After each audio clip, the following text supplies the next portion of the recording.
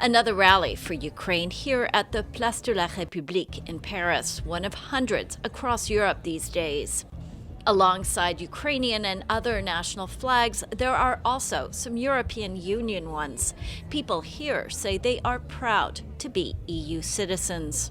There were people in Kyiv dying on barricades under European flags. So it's connected. It's very much connected.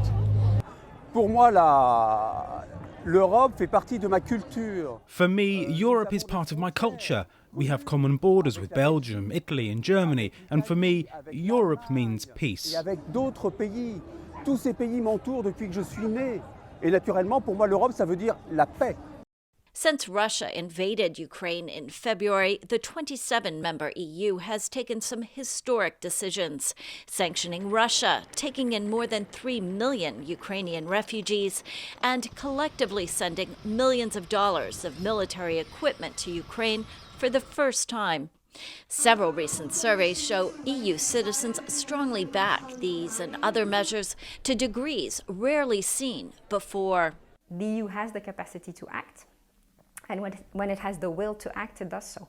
And Europeans feel very positively about this. That's not always been the case. The EU is often perceived as overly bureaucratic, regulating even the size of some produce, like bananas. European Parliament elections are usually marked by low turnout, especially in countries like France, where Euroscepticism is high. Britain's exit from the EU also sparked calls by other Europeans to do the same. So it seems paradoxical that a war in non-member state Ukraine would fan such strong pro-EU sentiments. Il y a sans doute l'idée que derrière l'agression contre l'Ukraine, there's a sense that behind the attack on Ukraine, there's also an attack on European values and against democracy.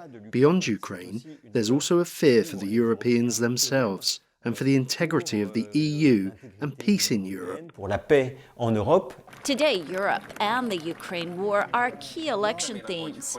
In Hungary, where Prime Minister Viktor Orban, who has clashed with Brussels and nurtured ties with Russian leader Vladimir Putin, is running a close race against his strongly pro-EU rival, Peter Marquisez. And in France, where strongly pro-EU President Emmanuel Macron is running against presidential hopefuls from the far left and right who want fewer or different ties with Brussels. Meanwhile, there seems to be no sign of fading support for Ukraine.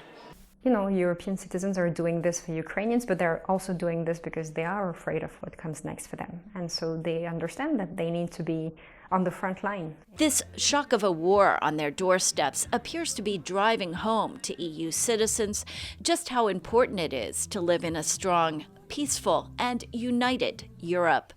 Lisa Bryant for VOA News, Paris.